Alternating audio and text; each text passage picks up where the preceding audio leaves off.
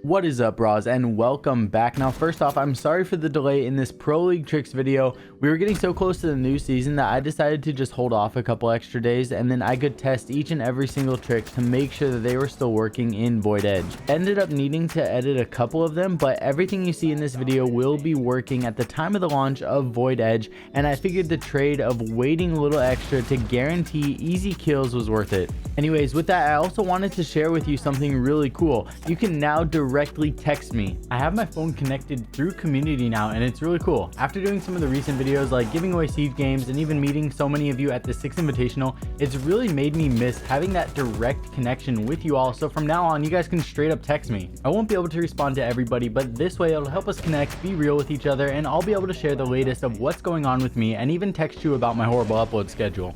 I'm even going to be texting out some year 5 passes to random people that text me, so get my number on screen now and I'll hope to hear from you soon. Anyways, bro fam, without further ado, let's get right into our Costco bulk size video of Pro League Tricks.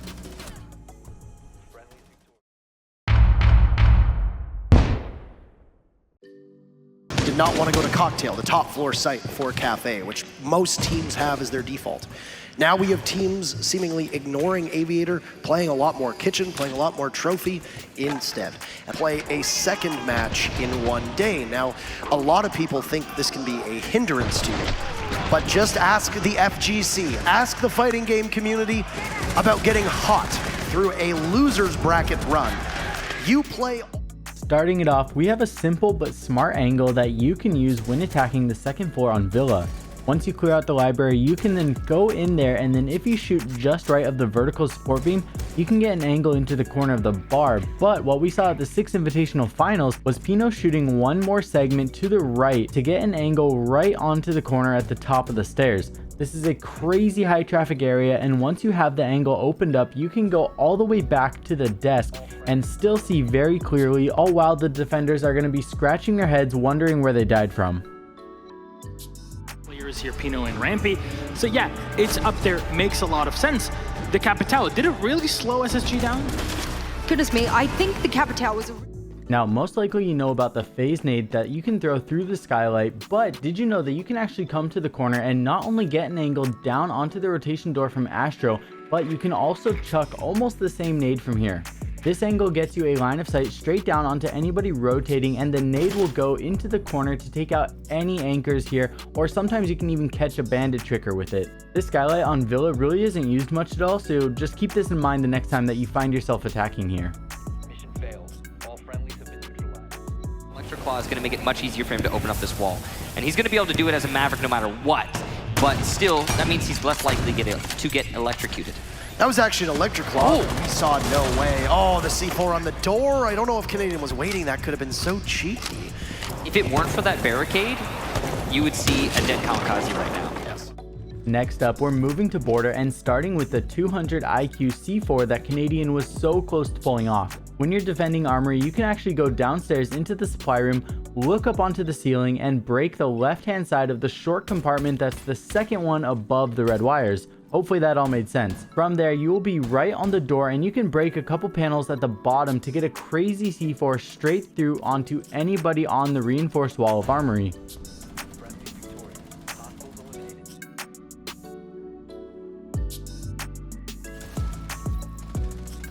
In the Pro League game, I didn't see the bottom of the door broken, so maybe if you get it just right, it'll fly underneath, or maybe Canadian got a call that the attacker was closer to the door. But either way, this is a crazy strong C4 to put in your border notebook.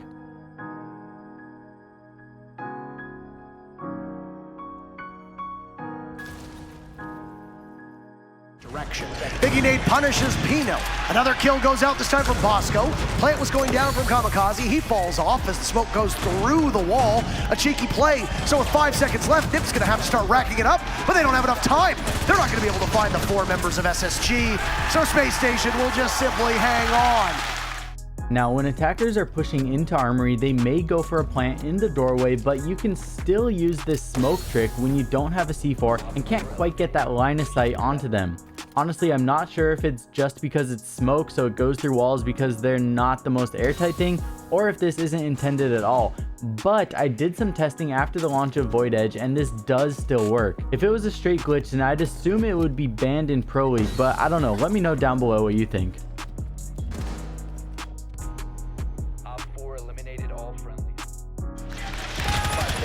They're going to continue on the standard rotation.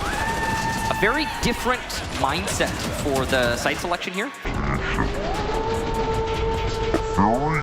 Next up is the interesting wallbang spot in Archives where you can shoot through the entire depth of the side of the bookcase and out onto vehicle customs.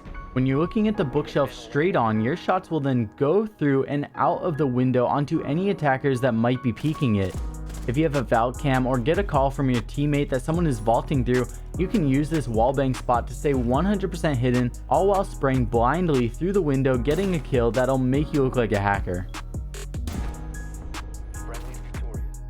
6-1, so why not go for it? Worst case, you lose a single round. You still got timeout as well for Ninjas in Pajamas, so they've got plenty going in their favor.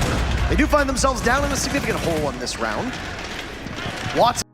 Up next is our second sideways 2-4 angle, and this one's going to be going from lobby through the gaps above the wall to get a line of sight opened up onto the metal detectors and armory. This angle is really hard to shoot back from because the visibility is so limited, and this is an angle that you can even keep in mind when you're attacking and are playing operators like Buck or Ash.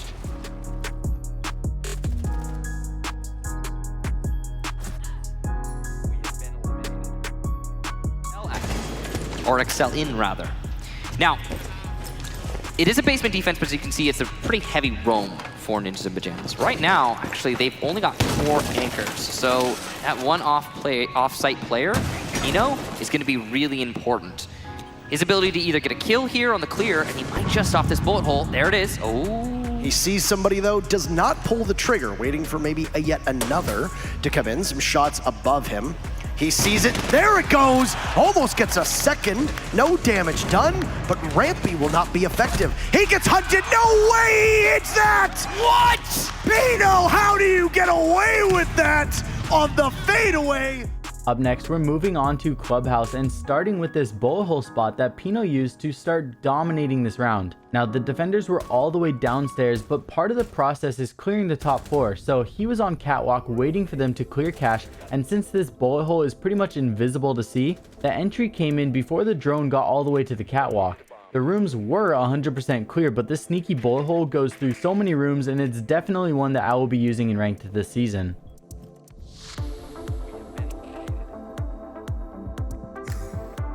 Remaining Thermite is going to be able to push in, is going to be on that construction wall.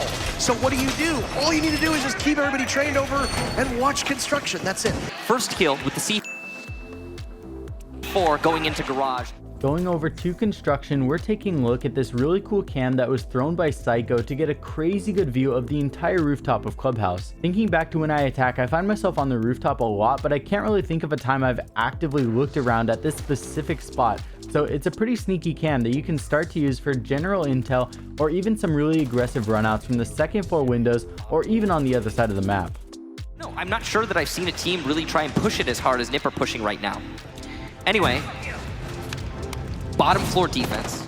Now we're only going to be spending 12 seconds on this one, and it's just to get started on all of the cool angles you can create in logistics, with this one being 4 defenders watching for when attackers enter from freezer. I saw a fellow in the crowd with a sign that read, "When does SSG play?" Yeah, hello. And he was holding it out as this series was going on. I have to ask the same question because right now we haven't seen much from them. In fact, if we go over this overall record, 3 maps, 5 rounds. Next up is going to be a really good buck angle to open up when attacking armory. If you've cleared the top floor but not the middle yet, you can immediately drop down the hatch in logistics and open up this line of sight that creates a line above the back of the armory site where so many anchors play. You can even get this angle all the way against the wall behind the lockers, which is really common for defenders to be at. If you do this really early in the round, it can be crazy effective and you will definitely catch some people off guard, all while you'll also be safe from anyone C4ing the kitchen floor to try to counter the vertical play.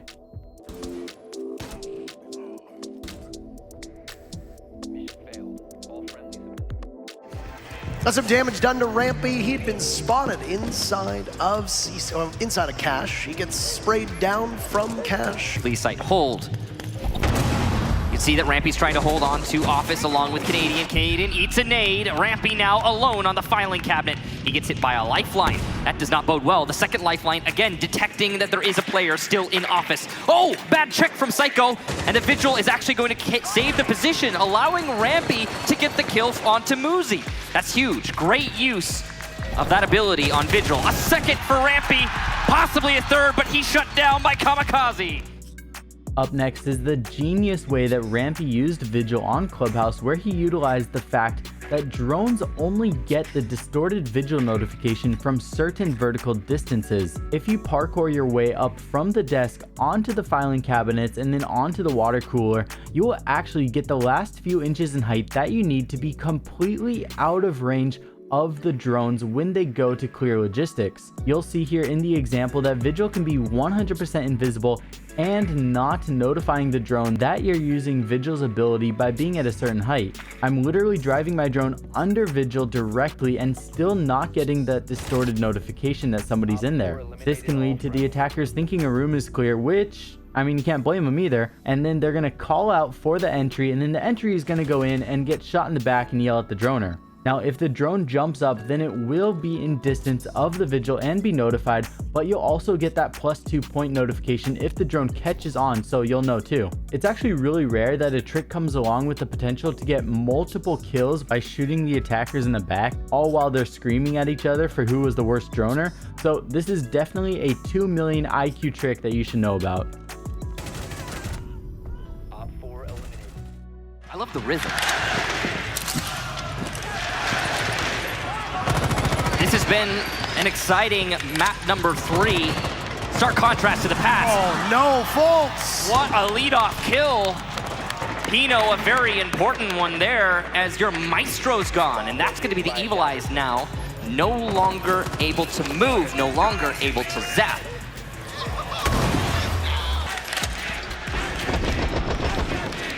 Impressive round overall from both teams. That didn't even look like it was targeted by Pino. It looked like he just blindly sprayed to take down that window. Up next is another quick one, and it's just going to be pointing out this awesome pre-fire spot that Pino used to get a really early pick onto the Maestro player. If you rappel up the south side of Strip, you can then shoot over the tree or through it onto the CCTV window and potentially catch someone on the rotate like we saw in this game here.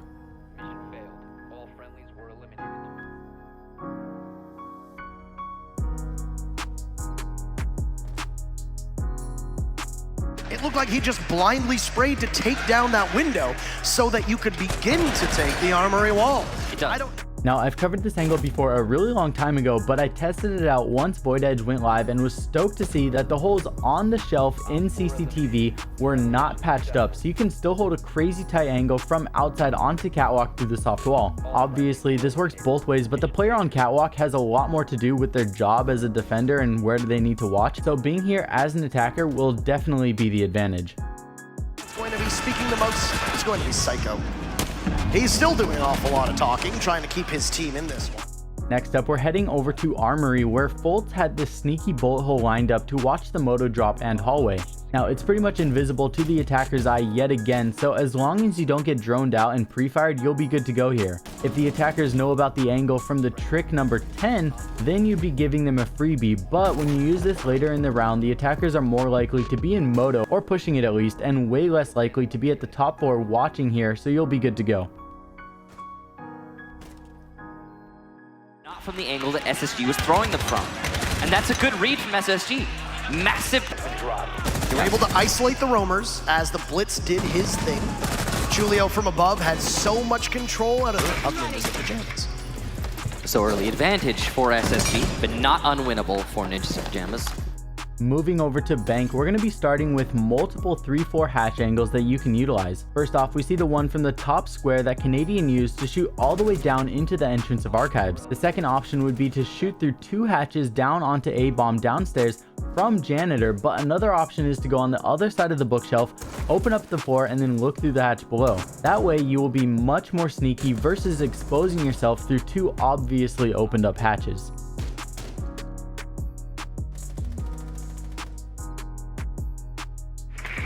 doesn't seem to be any denial coming out on that front for SSG. They have to be wary of the pressure in the main lobby. There's plenty of information by main lobby for both teams, Valkyrie cams and drones, providing that.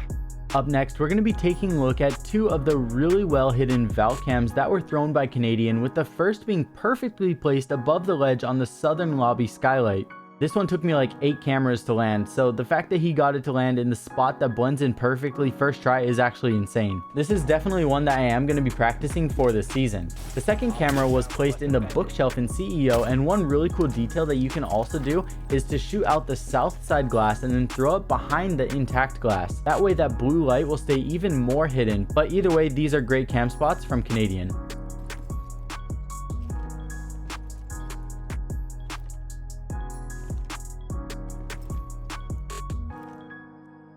Fight.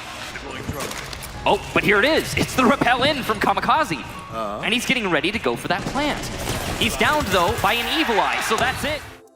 Next up is a Maestro cam that you can place to shoot through the sideways shelf and onto anybody entering CEO from the rappel. This spot is really hard to take out with an explosive if you're the attacker, and you don't really have an option but to face it if you're on the rappel and need to enter. When you set this up, make sure to shoot out the shelf and not use something like an impact grenade though, because an impact will fully destroy the shelf. Regions. So you can't really quite count them out just yet. And I do still see the life in Ninjas in Pajamas through most of these rounds. Ooh, that's an opportunity missed from Rampy, and a second one as well, as he tries to play that very safe. The challenge continues for Pino, but he will not land his shots. Up next is an awesome angle to use when you're attacking open area. This is a similar angle to trick number 15, but this time you're going to be on long desk where the floor is completely solid, so you won't have to worry about being C4'd from below. You're going to be shooting through the janitor wall and then through the janitor floor to get really nice lines of sight that can catch anchors off guard. Invitational. As we said, both Bosco as well as Canadian were victors that day. Not done yet, though. Ninjas in Pajamas on open area defense. For trick number 19, we're taking a look at Muzi's crazy well-hidden bullet hole spot that goes all the way from tellers to main stairs. This surface is different than walls and breaks after a few shots, so carefully place just a couple and you'll be good to go. Anyways, Bra fam, I'm going to put the final moments of this amazing match to play out after this, but I can't wait to share all of the nutty stuff I have planned for the channel this season. I love you all, and I'll see you all very soon in the next video. Peace. With him. It's actually 3 members of NIP who are now all spread out. They could retake, and if nobody from SSG is watching that second floor, they could very easily get caught. But NIP decides not to go for it. With so little time left, they will just sit and wait with bated breath, just as we will. But Psycho gets spotted by Bosco, who drops from the main lobby, and that's the first kill for Space Station. Looking for another. As they turn in, there's Bosco with yet another. Pino goes down, plant being attempted by Canadian. Fultz gets one on the Kamikaze. Julia will need to stop this. Muzi takes out Bosco, down he goes. And it's Muzi, the new member, in a 1v4 with Diffuser down. Everything is on the line. The most critical moment in Muzi's career with SSG. 30 seconds away. They need to find one person. That's it. He'll head in towards Archives and get caught. The hammer heads into orbit, but it's home once again is North America. Space Station Gaming are your world champions.